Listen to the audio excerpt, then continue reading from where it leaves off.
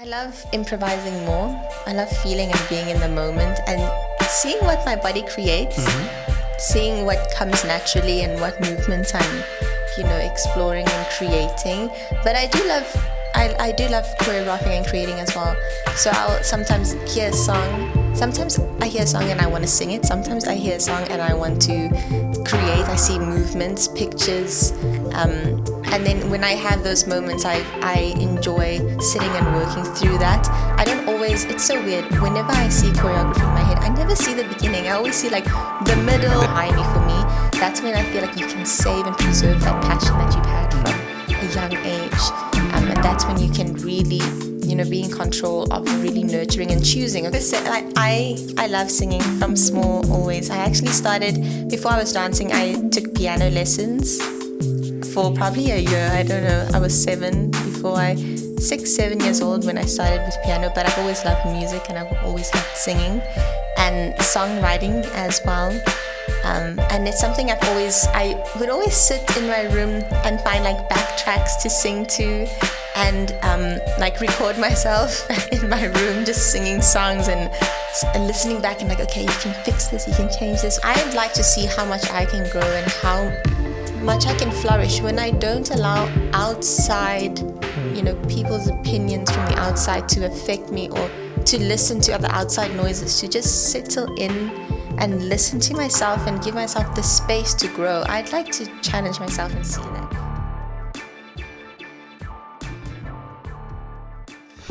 Hello dancer, welcome to another episode of Free Dance Podcast. Today we are diving into an inspiring conversation with a professional dancer. Please, let's welcome Gabriela Do Santos. ¿Cómo estás? ¿Estás bien y tú? No, thank you for coming to the podcast. How are you? I'm good, thanks, and you? Good. I mean, we were talking before we start, and I always wanted to have in the podcast because I think people need to know more about your story and what you're doing around the world. Because you are traveling a lot, Yeah. So I think the new generation wants to know wants to know what they have in South Africa, no? What type of dancer they have, and how was the journey for them to become what they are now, So this section right now I'm gonna call it the new generation of dancing in South Africa. Because I've been having interview with a lot of old professional dancer and choreographer. Debbie was here. Owen Lonsa as well was here.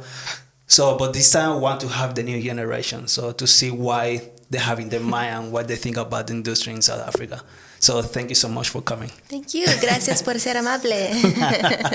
So I think let's start from the beginning. What inspired you to pursue dance and to continue that as a career? So I've always wanted to dance. I don't really know what inspired me. I think it was just in me. It's just something I've always felt and something I've always done. And when I was 8 years old, before then even, I was begging my mom, please put me in a dance school. And then I started doing tricks or learning tricks by myself. She's like, okay, we're going to put you in a dance school so you can learn how to do this properly. She's like, oh, you're going to break yourself.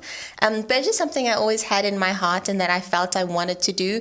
I always knew, I knew that this is what I want to do and what I want to pursue. And I saw like people dancing in music videos and on TV, and I was like, oh, I want to be that person in the TV. And I didn't know it was a job. I just knew that that's what I wanted to do. And as I got older, I just started discovering more avenues and networking with more people and meeting people who actually turned it into a career. And I started researching things when I heard about musical theatre. I started researching what is musical theatre because I didn't know. And then I learned you can study it and you can get a qualification for it and you can, find different jobs doing it. There's so many different avenues you can explore. So I just had a feeling from when I was a small little girl. And nice. I knew that no one was going to stop me and no one could stop me. I decided in my head already. It was then and there. I was like, okay, this is what I'm going to do. And even in school, projects, when they would ask you to, research careers and find sort of career paths that you can explore or things you can become when you're older, I used to like lie. I would just go and research like being a doctor or a lawyer because there was information on it and I wanted good marks. So I said I wanted to be a marine biologist. I love the ocean, but like I don't want to become a marine biologist. But I knew I would get good marks like at school for it. So I said, I want to become a marine biologist knowing I want to be a dancer. And then I researched it and like got good marks. But in my head, I was like, I'm never going to be this. Like, I know, like the teacher was like, you can't be a dancer. Like, there's there's no like job opportunities for this. And I was like, yes, no, you'll see.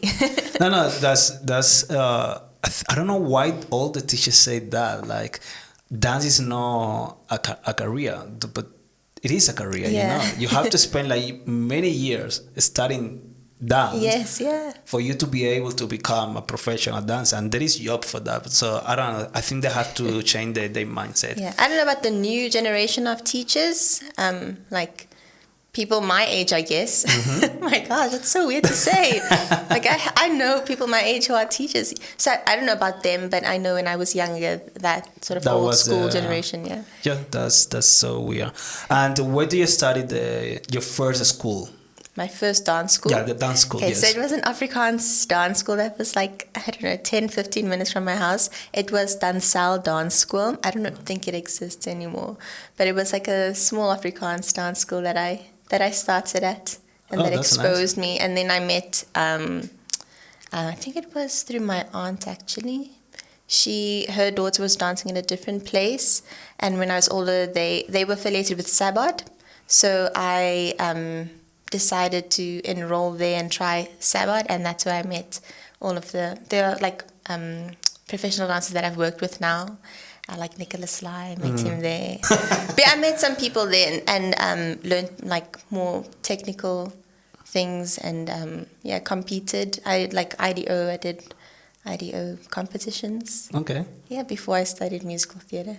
And how was your first day in dance class? Like, what do you think about it? Like, I don't remember exactly, but I remember a moment. I don't know if this was my first dance class, but I remember being so excited and so happy and like just thinking, oh my gosh, this is so cool. Like I'm learning these moves, and I was struggling. So I don't know. It was like I had to do like something like this. I don't know. It was so weird. Like.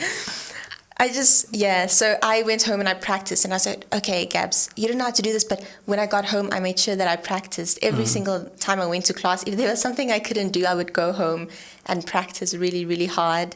And then the next time I went to the lesson, I was like, okay, you have to do this. You have to make sure that by the time you go back to class, that you can do this thing that you couldn't do. My very first dance class, I just remember feeling really happy and really excited with all these new things and new dance steps and learning that some movements have a name. Yeah. It's not just like bend your knees or just stretch your leg. Like there's terminology. I was like, oh, okay, that's cool. I learned a new word, And when you started dancing, like you did ballet or was contemporary? So I started with modern and hip hop, actually. Oh, really?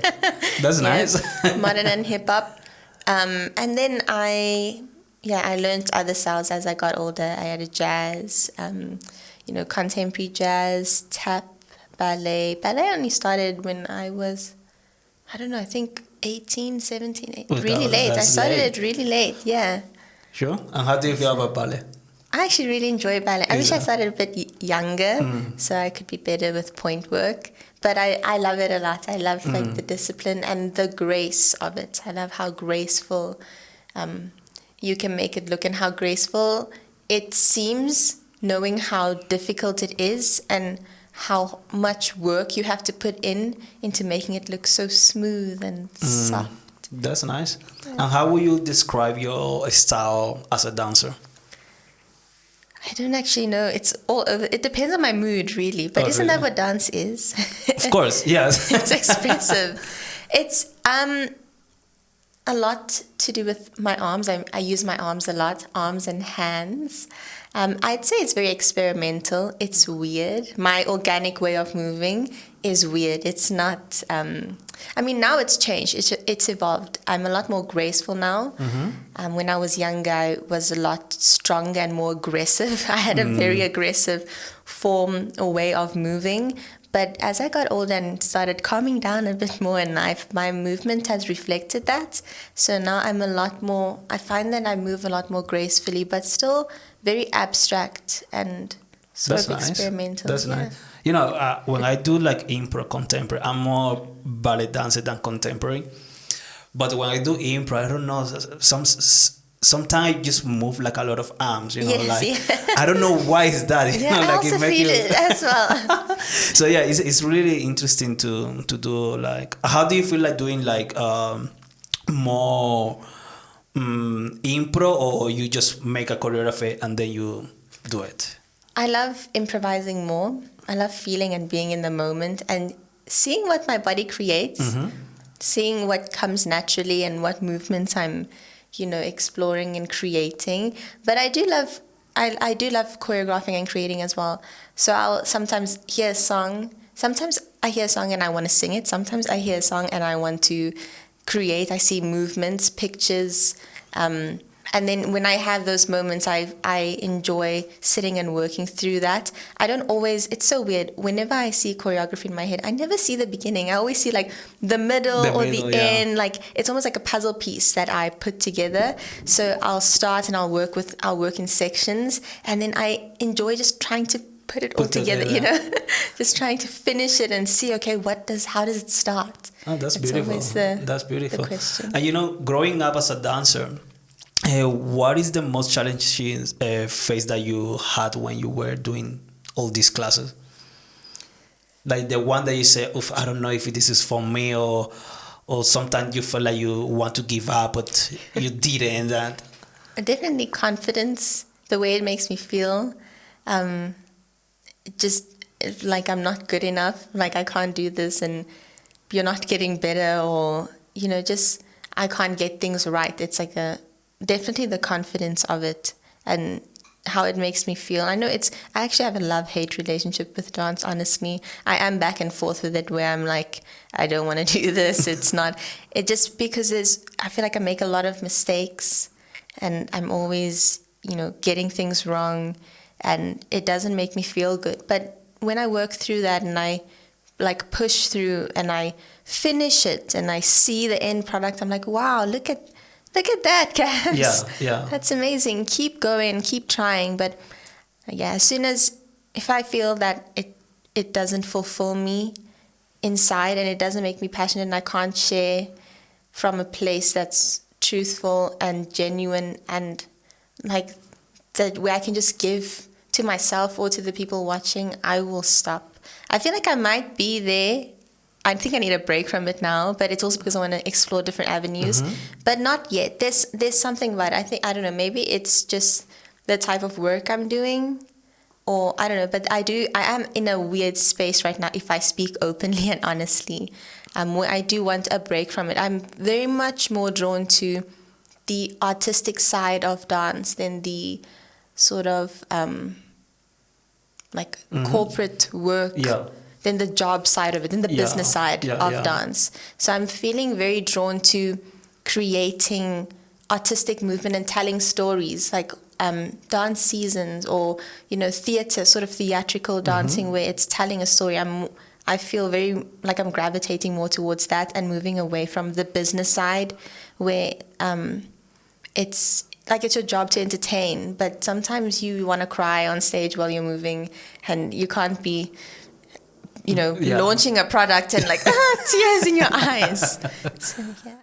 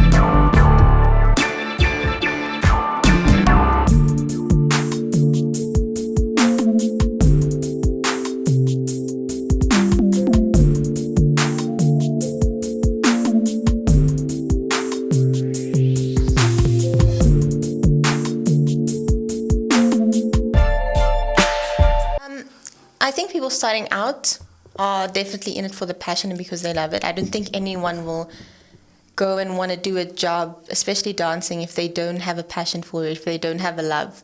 I know of a lot of people who are offered dance jobs but won't accept it because they don't enjoy it. You won't start something if you don't have a passion for it. But I do feel like the older we get, the people who have danced, I mean, I can't speak on behalf of everyone. Actually, let me just speak on behalf of myself. Yeah. So for me personally,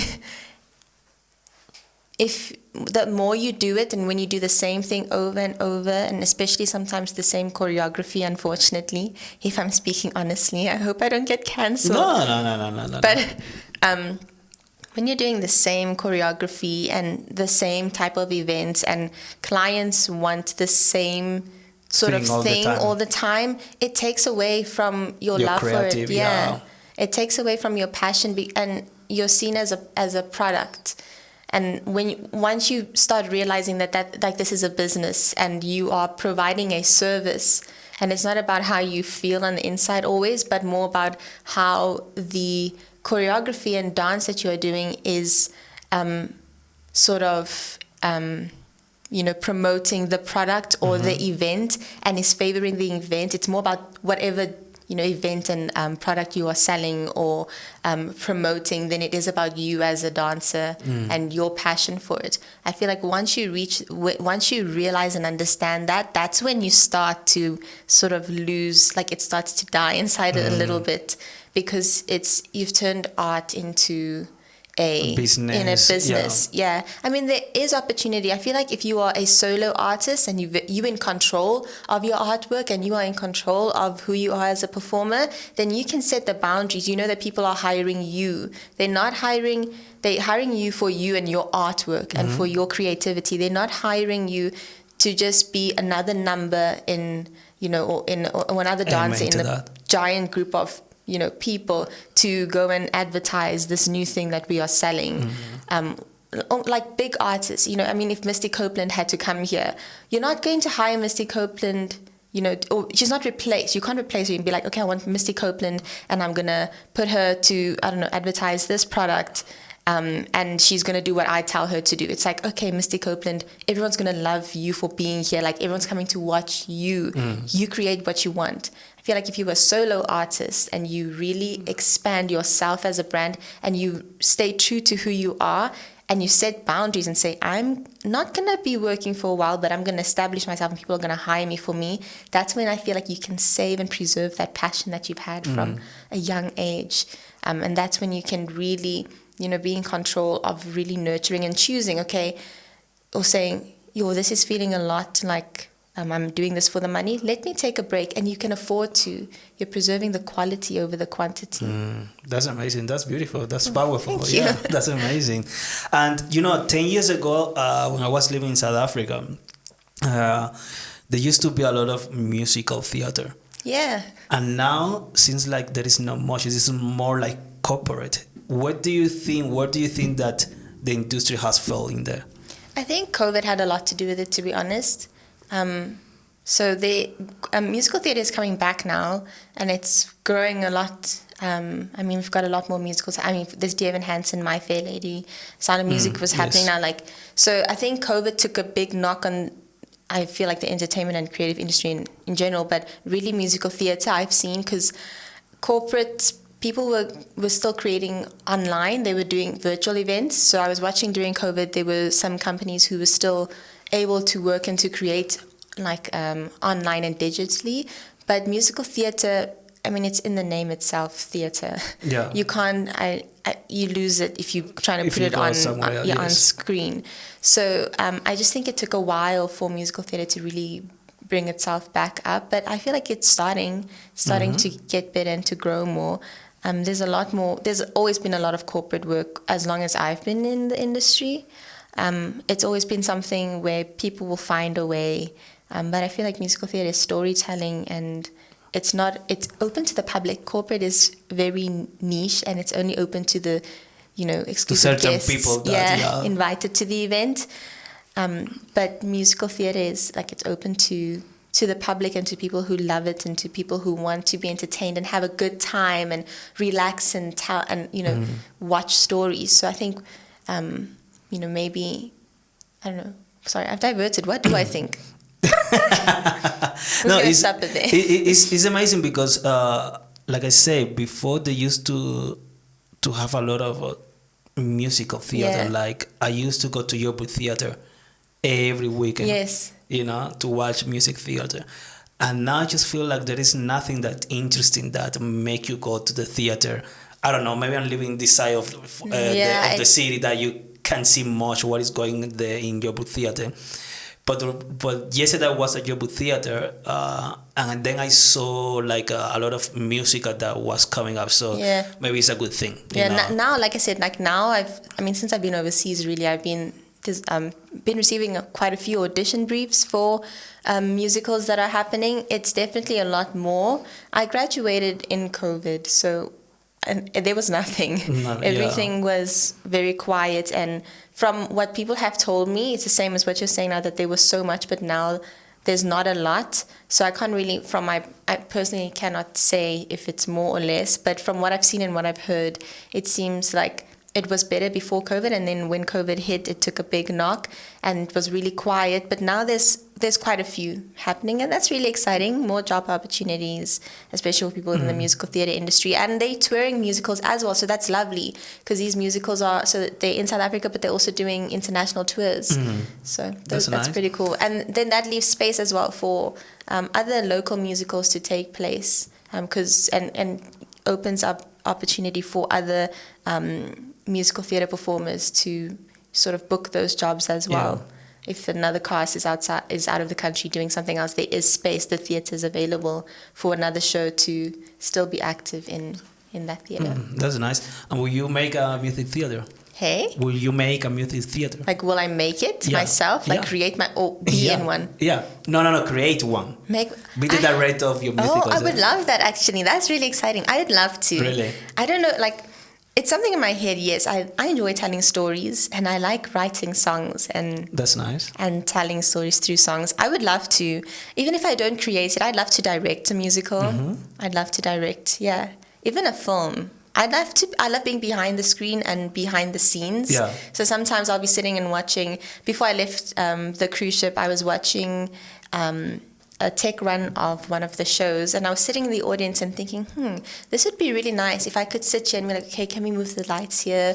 Or what if you did this differently, or expressed yourself in this way? What if you stood on this platform instead of that one? How would that look? How would it read? I'd be really interested in that. That would be nice. I'm manifesting. Yes, you have to. I think you're an amazing artist, because we're gonna go forward there, because I want you to sing a little bit. Oh, okay. Because you sing as well. Yeah. But I think I have seen you on Instagram, and you really are a really good artist. I really like it. Yeah, it's really nice. So you went to America, really? You just came back from America? Yes, I was in America, but I also traveled to many different places, the Caribbean, South America, just the tip of South America, Alaska, Canada. So I've been to over, I think, 50 places, different places in 7 months. That's nice. Yeah, but how was all that traveling? How it make you feel like? It's really liberating and eye-opening. You learn a lot about yourself, especially with different cultures and seeing how people do things. Also creatively, it inspires you in a different way, because you see the world and you see life from a different perspective. And meeting a lot of new people, a lot of different people, sort of makes you understand where you come from a bit more, and how you can appreciate sort of your upbringing and your background, but also learn from others, and maybe take some of what they have learned or shared home with you, and maybe share it with others around you, or how you raise your family, or how you live life even.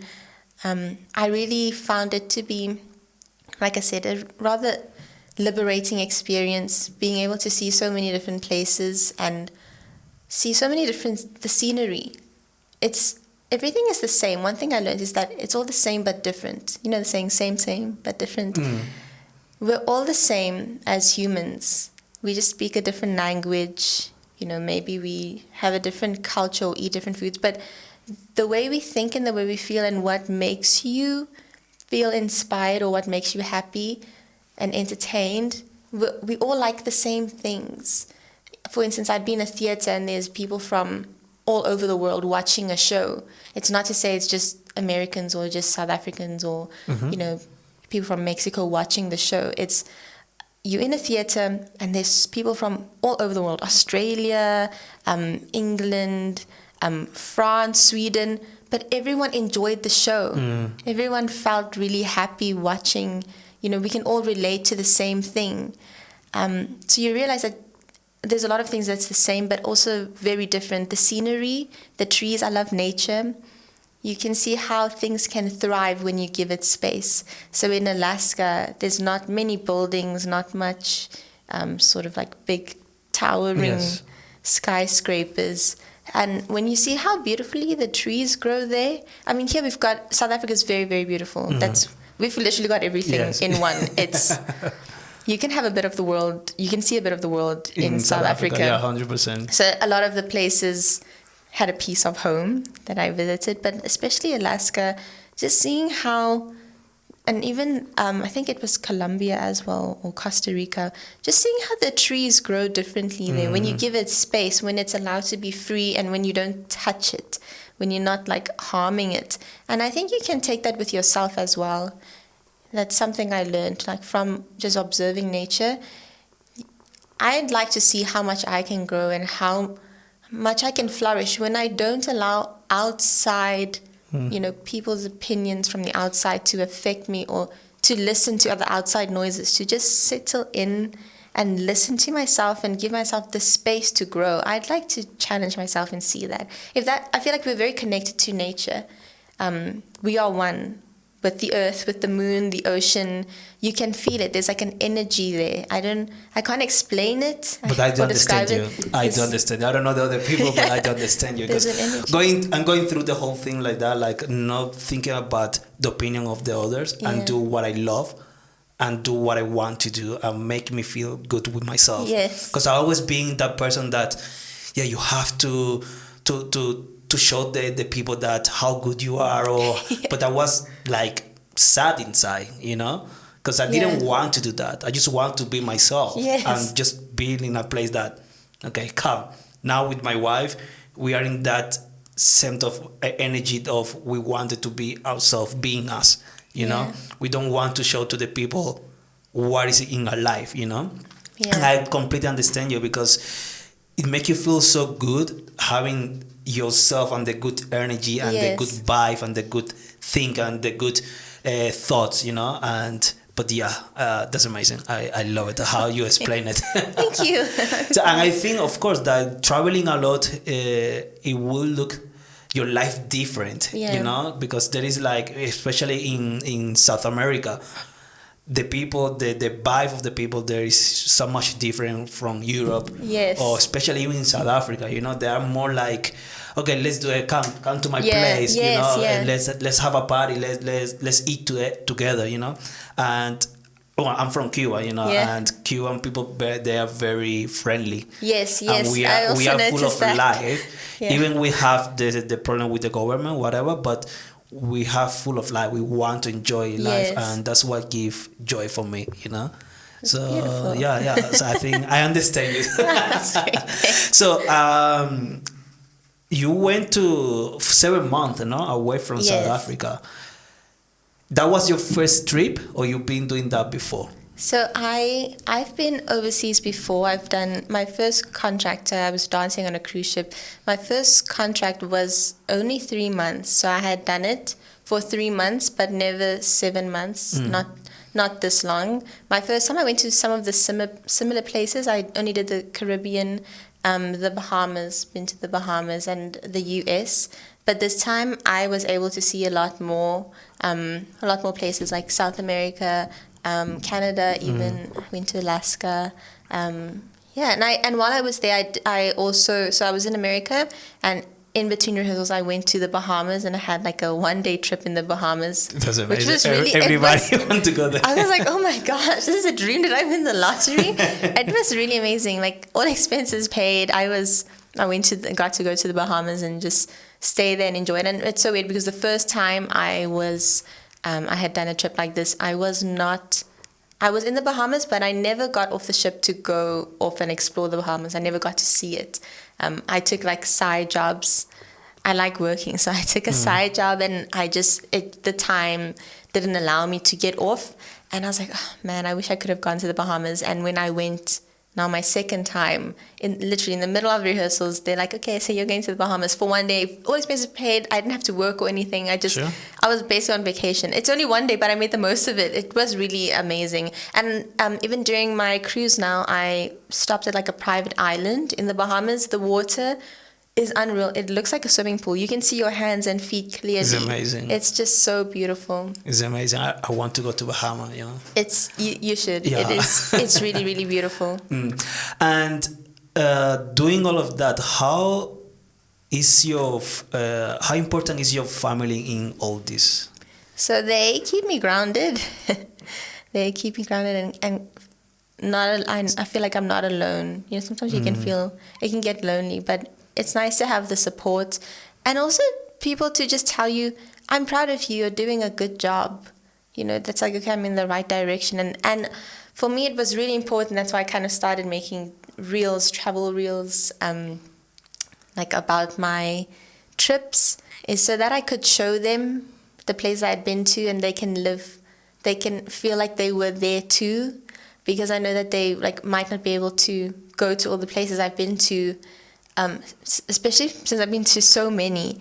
So it was really beautiful for me and really I feel very grateful to be able to give my family the experience as well and bring them things from, overseas and from different places that reminds me of them. But also like the videos, making those videos for them so they can see what it's like and what's out there. And for my, younger cousins to open their minds and show them that there's more than just, South Africa is very beautiful, don't get me wrong. But there's more than just what you know. There's more than just your city, that they can, if they just work hard and if they just pursue that, not even work hard, if you just pursue your passion and what you love and that little thing inside of you that, makes you very happy, that you can get out and explore and share and you can see the world and you can see different places. I met with she's really small, my one little cousin, and she's like, so what does Mexico look like? And I was like, wait, I can show you a video. So I showed her a video of, it was really, I felt really it was very humbling and I felt very grateful and just all warm and soft inside. I was like, wow, I'm really happy that I made these videos to show my family. It was it was actually my mom saying, keep making your TikTok videos and your reels so we can see what it's like. And I was like, wow, that really hit home for me. It was an eye-opener that I can, not everyone gets this opportunity. Not my family, not all of them have had this opportunity to see so many places, especially at a young age. So if I can just make the most of it, document it. That was the most important thing for me. I love dancing, and yes, traveling was incredible for me, but I really tried to focus on documenting the experience and making lots of videos so that they can see. And then coming back home now and seeing my little cousin who asked me, so what does this place look like? And then I could go back to Instagram and show her, and her eyes just wow. It just makes me feel like maybe that can stay with her, as she gets older, and she can really work towards something, and that can kind of be a goal for her in life, yes. That she can maybe aspire to also get out and see different places and create her own experiences. That's amazing. That's beautiful. And do you think that, going back to dance now, do you think that South Africa needs to create more opportunity for young dancers? I think they've already started doing that, to be honest with you. I think it's... the corporate world is inviting a lot of young, talented dancers to work in corporate events. I know that, for instance, Bidvest had they had young children performing at Bidvest, which is a massive corporate event. And they have continued doing that in sort of corporate jobs that they receive. The employers of those events have been giving young dancers opportunities and training them well as well to get the experience and to do jobs like this, because they are, I personally do believe that they are very talented and technical dancers in this country. I started when I was 16, so I feel like that's a good age to sort of, especially if you are I'm not saying that, you know, you should do something if you're unsure about it, but especially if you are like, okay, if you just want to prove to yourself, yes, I can do this after school, I think it's a really great way to expose children to no, I think it's a great way to you know, it's a good opportunity for children to give them that opportunity to work in a corporate event, see what it's like, and see what they need to work on, what they need to focus on, and how they can improve the next generation of corporate dancers. What can they do better? Like, how can they raise the standard of dance in South Africa? Because I feel like if you're raising the standard and the quality, and if all those dancers see sort of the flaws, I really don't want to get cancelled, but but just listen to me. That's the purpose of this podcast. You know, I feel like we need to be clear with what we say, so then we can help the others. Because I feel like they just are in a closed mind of it have to be like this way, but they are not creating good dancer. They're just thinking more about competition. I always say in every podcast, I'm not a big fan of competition. You know, and we are creating dancing to do competition, not to dance and be artists. So be free to say it. Okay, thank you. Please don't cancel me, people out there. No, they won't. I'm telling you, they won't. But yeah, so I feel like if you give those dancers opportunity from a young age, before they are 18 and forced to go and like leave home and start working, if you expose them to the corporate world, they can see what it's like. You educate them, they can see what the industry is about, how they need to present themselves, understand, because it is a business, unfortunately. Unless, of course, you want to do, you know, the artistic side, then expose them to that as well. Take them to the theaters, take them to go and see dance productions and the behind the scenes of it as well. How do, you know, dancers, you know, at theaters and at ballets and at companies, how do they prepare themselves? What training do they do? What does it require? But I'm going to focus a bit more on the corporate side because that's the side that I'm from. So if you're showing them where there are holes in the industry and what is sort of wrong, like rates or how people treat you, if they don't know and it's their first time, let's say it's their first time that they are working at a corporate job after school, if they don't know how they should be treated, they're going to accept the bad treatment from the beginning, if that is their first experience. So if you are showing them, this is how people like to exploit you, and this is what people are asking of you, and if you show them from a young age and you teach them that this is not allowed, and if as a group they can all understand this and start, because they are going to be the ones working, and that the corporate industries need to, or clients need to sort of employ and hire. If them as a group can collectively understand that you need to treat yourself with respect and professionalism, walk into a space and say, I trained my entire life for this.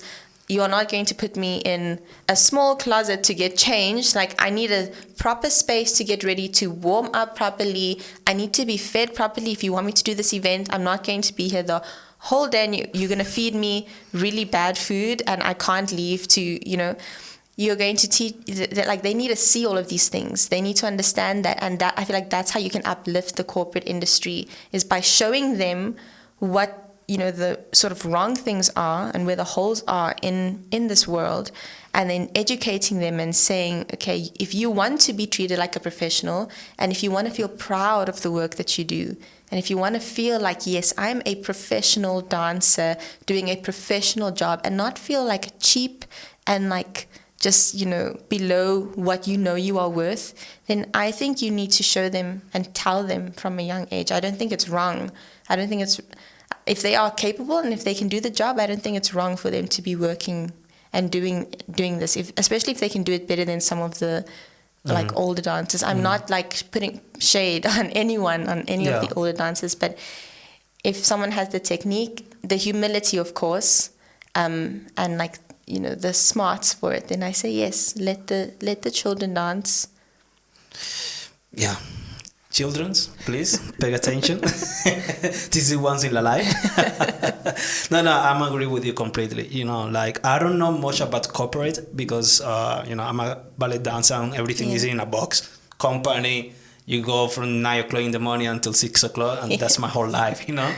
But now that I experiment the beat bass last year, yes, I just feel like, wow, South Africa have amazing talent, but do we feel like a professional in that way? Like do we feel like they are treating well? I'm gonna leave it there. I don't know. I just feel like okay, I need to start doing my own thing. Yeah, you see, and like that's why I feel like if you're showing children from where they don't have to work because their life depends on it. If you can show them from a young age, this is what the industry is like, you know, you need to walk in, not with arrogance, humbly, but knowing your worth. Again, humbly. Don't be arrogant and have a big head, because you're just going to make the industry bad for everyone then and sour. If you can walk in humbly and understand your worth and how you should be treated and approach everyone with kindness and yourself with kindness, you can raise the quality and raise the rate. Because if clients can see, oh, this person treats themselves with respect and professionalism, they're going to make them want to pay you more. Don't walk in and you're like, oh, yeah, or you arrive 10 minutes late. Yeah. They're calling you on stage. Where is this person? You're not there. You know, you're still providing a service. It's a business. Anyone who wants to do corporate needs to understand that, yes, you're a dancer, but this is a business. You need to treat yourself as a professional business person. You know, if you want to get paid well and if you want to make a professional career and living out of it and feel proud of what you're doing. And if you want people to treat you better, you have to set the example and show them how they need to treat you. You can't just walk in lazy and think, oh, I'm doing my passion. Yeah, I'm just going to leave now. You know, the choreographer called me and I'm just going to do my own thing and arrive when I want to. No. Walk in, show them how, you know, you want to be treated. Walk in with professionalism, know your worth, know what value you bring to the company, to the event, to the product, because that way people want to hire you again. Yeah, I think for a young dancer as you, it's amazing to have that mindset. Because not everybody have that mindset. The other day I was talking to a friend of mine, I think it was Owen, and then he was in the same track that you, and then people was like on Facebook he asked fame or have the recognition of the people, and people were no fame. I was like, but okay, why would you want to be fame? You know, what is, if fame give you salary, give you food on your table? I feel for me you need to have the recognition of the people, humbly of course, but because those people are the one that put you. Yes, the fame will come, you know, by itself, and you might not even want it. It's really, to be in the public eye. I'm not in the public eye, gratefully.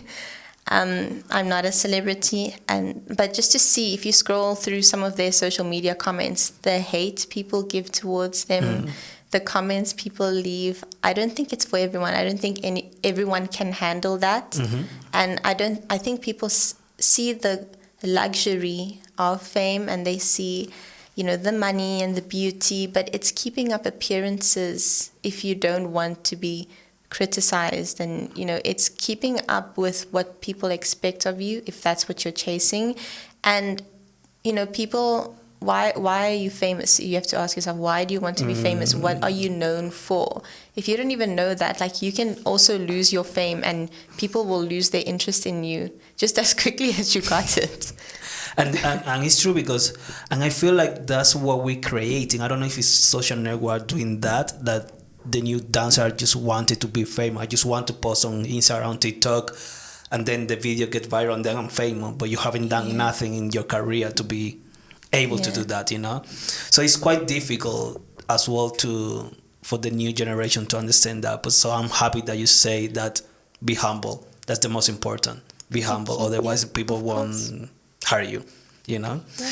that's nice. So let's move forward. You sing. Yes, I do. Tell me more about that. I've always loved singing. My family's like, so I came back and they said, wow, it's not even been a day and you're already making a noise. So they were saying, like, I love singing from small always. I actually started, before I was dancing, I took piano lessons for probably a year. I don't know. I was 6, 7 years old when I started with piano, but I've always loved music and I've always loved singing and songwriting as well. And it's something I would always sit in my room and find like backtracks to sing to and like record myself in my room just singing songs and listening back and like, okay, you can fix this, you can change this, or playing around. Like I had a keyboard and I would just, make my own. I'd learn the songs and be like, okay, this would be cool if I added this or that. It probably sounded horrible, but I enjoyed it and I loved it. And now I am taking that further. So I studied musical theatre and dance because I always wanted to sing, dance, and act, and like hone those skills and expand my knowledge on it. So now I've done musical theatre and I've performed in and I've sang in it, but I now want to like write my own songs and do my own music and see what I can create in that way and tell my own stories. But yeah, any opportunity. I feel like right now I would really prefer to be a singer than a dancer. I just love using my voice a lot and I love standing there. There's so much power in dance. You can do this too. You can just stand and have presence and people can feel the energy. But in singing, you can tell a whole song, make people cry just by standing still. And Adele does that. She just stands there and sings, and that's it. She's amazing. Telling story, and people can hear it. It's a lot more accessible as well. You feel through music. The music for me always comes first, especially with dancing. Mm-hmm. The music comes first. You have to respect whatever the song is telling you, whatever the artist was feeling when they created that. Like that's what you need to respect, and that's the message you are trying. So for me, I'm sorry, I know you asked about singing, but just to go back to dancing. As a dancer, I say that we are a visual representation of the music. You are showing people what the message is. Sometimes they don't hear it, but you are helping them like see and understand it. And so for me, music and singing, that is like, I think that's my first love. And I'd really like to expand on it. I don't know really. I feel like I just love music and art, because I really love dancing, but I feel more drawn to singing. Mm-hmm. And I really like to expand on it and do it more. I do it all the time. I sing random songs. I'll sing about the plant over there, or I don't know, like this beautiful, wow, there's that V, that's incredible. Yes, it looks gorgeous. Because we supposed to do the podcast together, but then she got busy and then she decided no, she won't be doing the podcast. But yeah, she's there and she's over there as well. Wow. Yeah. Sorry, I got sidetracked. Nice. But yes, I sing. That was the question. Do you sing? Yeah. The answer is yes, I do. That's nice. And how is the process of you creating music? I only started writing and creating really about a year or two ago. Probably 2 years now because it's a new year. Excuse me, guys. It's okay. So I started with the guitar. I don't play it very well, but I'm learning, and I only learned like 4 chords. So I know like more chords now, but when I started, I only knew 4 chords, and I would strum and like, okay, this sounds a bit nice, and then I would write whatever came to mind and what I was feeling. I find that I get moments of inspiration where there's something inside me and I just have to get it out. So I'll sit and I'll just strum chords on the guitar, and then it just comes to me. I'll start with a melody and start humming, like it just naturally comes to me, and I'd like to keep it like that. I'd like to protect that. I enjoy that way of creating when it's organic and I'm not forcing it and I'm not trying. And then I'll just hear a word, or it's almost like with dancing where I see the pictures. Mm-hmm. So with singing, it's almost the same. I'll strum the chords on my guitar. That's how I write. And sometimes it's also with words. Sometimes I will feel something inside and I'll just type it in my notes and say, okay, this is what I'm feeling. And then there's like 4 lines, and then I'll go to the guitar and strum some chords, and then a melody will come. And then I'll try and fill the rest and see how it goes or how it turns out, and I'll work on it. But yeah, that's kind of my creative process. Strumming chords on the guitar, and then hearing things in my head. I sound crazy when I say it like that, but I hear things in my head, hear a melody, and then I write down what I'm feeling. It always starts with something I'm feeling. I don't write just randomly nice glass of water sitting there, you know.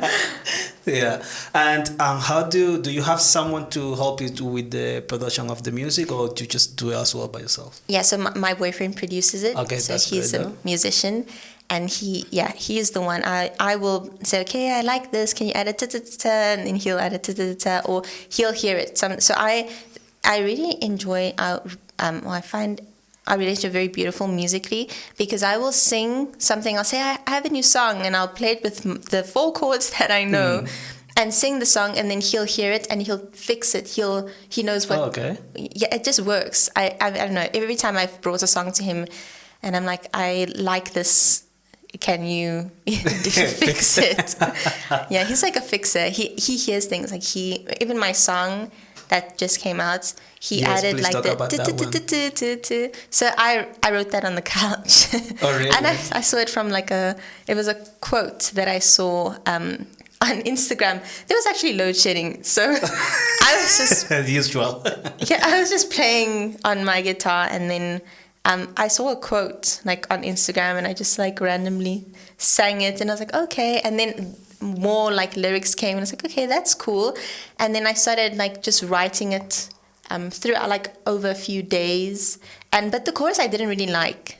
It had a lot of forever and ever, and it went on forever. So I was like, I like the song, but I don't like the chorus. And then one day he was just saying, well, why don't you just say to add a trumpet. And I was like, oh my gosh, you fixed it. So that's amazing. Yeah, and that's the tagline almost of it, the trumpet. It's my favorite part. So are you gonna make an album, or? I have a few songs. I don't know if I would make. Yes, probably in the future. Yes, in the future I will write an album. But it's just something that I enjoy and that I'm passionate about. I don't want to lose it. I don't want to, touch or interfere with it too much. I just want it to grow organically and naturally. But I do enjoy, writing songs and making music, and I will continue writing songs and making music and putting things out there, but nothing is planned. Okay. I just want it to happen as it is. Okay, that's amazing.